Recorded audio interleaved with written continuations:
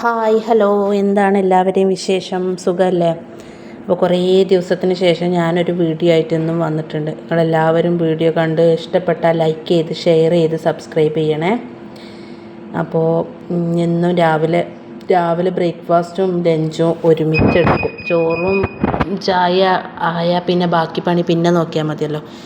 അങ്ങനെ ചോറിന് അരിയെല്ലാം കഴുകി ഇൻഡക്ഷൻ കുക്കറിൽ വെച്ചിട്ടുണ്ട്.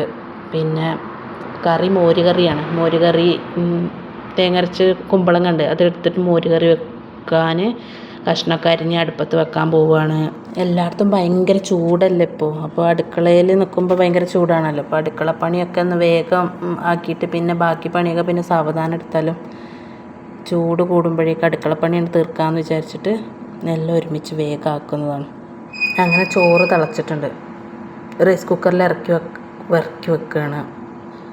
ഇതിലാവുമ്പോൾ വേഗം ആവുമല്ലോ. റേഷൻ അരി ആയതുകൊണ്ട് വേഗം വേവ് ആവുമല്ലോ. പിന്നെ മോരുകറിക്കുള്ള തേങ്ങ അരക്കാൻ പോവാണ്. തേങ്ങയിൽ നല്ല ജീരകവും ചെറിയുള്ളിയും മഞ്ഞൾപ്പൊടി ഇട്ടിട്ട് അരക്കാമെന്ന് വിചാരിച്ചു.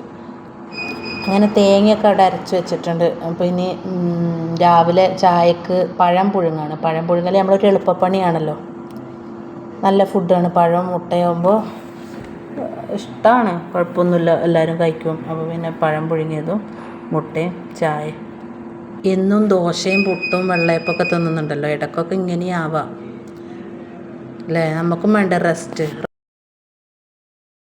പക്ഷേ എന്തൊരു സമാധാനമാണ് അങ്ങനെ സിമ്പിളായിട്ട് ഉണ്ടാക്കുമ്പോൾ. അങ്ങനെ അതും ഇൻഡക്ഷൻ കുക്കറിൽ വെച്ചിട്ടുണ്ട്.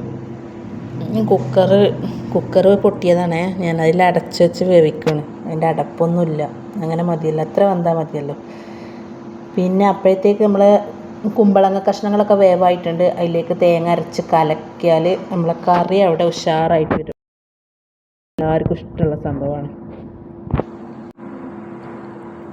കറി മാത്രം പോരല്ലോ, ഒരു ഉപ്പേരി വേണ്ടേ. അപ്പോൾ ഉപ്പേരിക്ക് കേബേജ് ഉണ്ടായിരുന്നു. അങ്ങനെ കേബേജൊക്കെ അങ്ങനെ ചെറുതാക്കി അരിഞ്ഞ് കേബേജ് ഉപ്പേരി വെക്കാമെന്ന് വിചാരിച്ച്. അപ്പോത്തിന് നേരമൊക്കെ ഏകദേശം വെളുത്ത് വന്നിട്ടുണ്ട്. നല്ല വെളിച്ചമൊക്കെ വന്നിട്ടുണ്ട്. അങ്ങനെ ചായക്ക് മുട്ടയും പുഴുങ്ങാന്ന് പറഞ്ഞിട്ടില്ലേ, അങ്ങനെ മുട്ടയും പുഴുങ്ങിയിട്ടുണ്ട്. കേബേജ് ഉപ്പേരിയൊക്കെ അടിപൊളിയിലായി വരുന്നുണ്ട്. ഇപ്പം എല്ലായിടത്തും പാമ്പിൻ്റെ ശല്യമാണ്. ചൂട് കാരണം പാമ്പൊക്കെ പുറത്തേക്ക് വരുന്നുണ്ട്. പുറത്തല്ല, വീടിൻ്റെ ഉള്ളിലൊക്കെ കയറിയിട്ട് ഓരോരോ അവസ്ഥകളൊക്കെ കേൾക്കുന്നില്ലേ. എന്താ അവസ്ഥ അല്ലേ? ചൂട് കൂടുതലാണെങ്കിലും വല്ലാത്ത അവസ്ഥ, മഴക്കാലാണെങ്കിലും അവസ്ഥ.